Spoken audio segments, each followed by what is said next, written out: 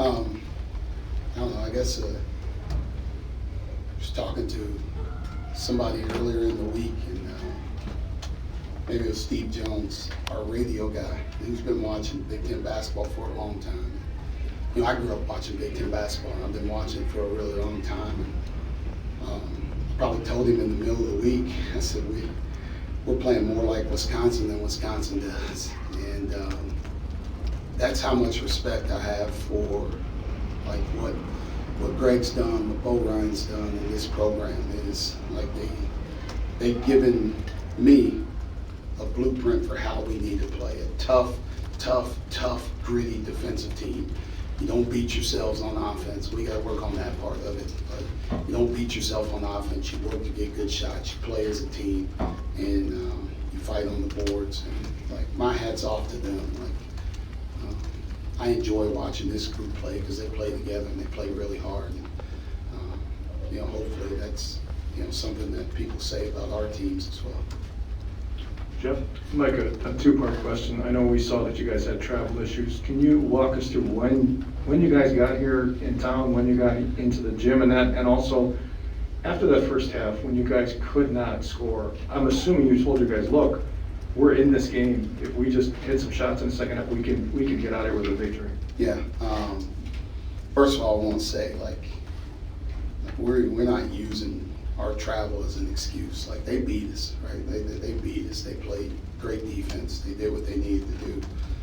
We left State College, I think, at around 1:30, 1:45, something like that, our time. So 12:30 here.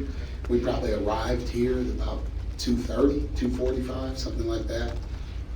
Bussed over to the hotel. Got there about 3:08 real quick and got on the bus to come here at 3:45 and kind of adjusted our pregame schedule a little bit, but I didn't need to talk to them before the game. I'm not giving them any words of wisdom anyway, so they're doing better without me, I think. So that was our schedule today. But like I said, we're not using that as an excuse. Like we got beat by a good team. I don't know, at halftime I talked to them about we were really defending well. Like we were really guarding, but we left some points on the boards. We got to the basket a bunch of times. We got all the way to the rim and missed them, or we got our shot blocked, or we turned it over when we had opportunities. And you got to capitalize on those when you're playing a good team. When you're playing a good defensive team, you have to capitalize on it. So I didn't feel like we played particularly well. I thought we could play better. I told those guys they needed to defend at the same level in the second half, and I thought we did that. They scored, we both scored more points in the second half, but I thought we both fought defensively and made it hard to score on each other.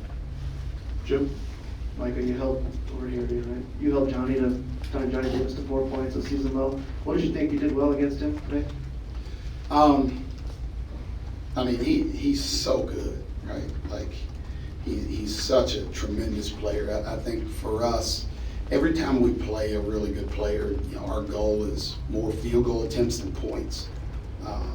Johnny's an attacker, so he can score off the dribble. He scores in the post. He can go to the glass. Our goal was to not foul him, right? Don't send me to the free throw line. So he was struggling a little bit. If we would have started fouling him now, and he makes a couple of free throws, he sees the ball go through the net, he starts playing a little bit better. The one thing we have is we have a good defender. Seth Lundy's a really good defender, and I said this a few games ago after we played Rutgers, and he did the same thing to Ron Harper Jr. He played a great game defensively against Jaden Ivey. He guarded Keegan Murray the other day. He didn't get going until late into those overtimes. When I got here, there was probably nobody that was flying the Seth Lundy all-defensive team banner.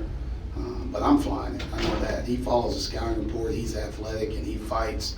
And he's done a great job on some really good players in this league. And Jalen Pickett chipped in as well at times when Seth was out. So they just made it hard, just as hard as possible. And we got him off the free throw line, which was our goal. Steve?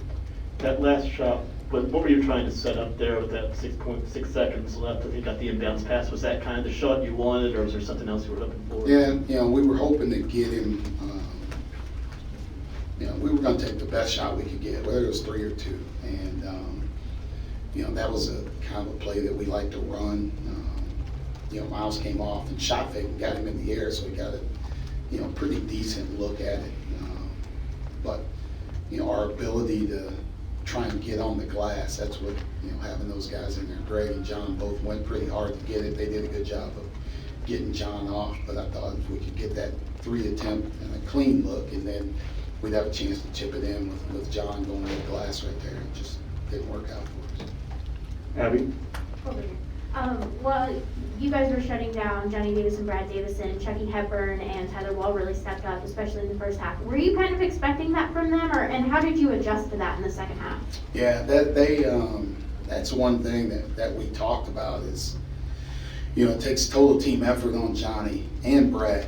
Like they put so much pressure on your defense, but Tyler Wall is such a good player, and he's an important player for him. That you can't, like, even though we're helping off of him, you can't forget about him because they can go to him and do different things. So, he hurt us, like, scoring around the basket and just kind of doing what he does. Like, he's the unsung hero. Chucky played really well and made some key baskets for him. Kind of gives them that little energy burst that they need when they're slow and lacking at times. They were both guys that we knew going into the game. Like, if you were in our practice, you would have heard me say a bunch of times, Tyler Wall is a good player. Like, even though we're helping off of him, doesn't mean he's a bum. Like, that dude can play. And Chucky's kind of a wild card. And, we got the good Chucky in terms of, bad for us, but good for them. Abby? Kind of a follow-up, just, Stephen Crowell also kind of went in and stepped up too. Were you aware of his three-point shooting, and how bad was that for you guys today? Yeah, I was aware. They paid me to coach this team. But like, you gotta pick your poison a little bit. Like those guys drive the ball so hard, and you have to stop them at some point in time. And we need to do a better job of our defensive coverage when, against him. And he made some key threes, but you gotta live with something, right? You can't take away everything defensively, or you're fantastic defense. And we're a really good defense, but we're not to the fantastic level yet. So, unfortunately, some guys beat you, and you can't. If you go to something different too early, then they start to read it and pick you apart. So we had to try and hold something back late. It was just too late for us.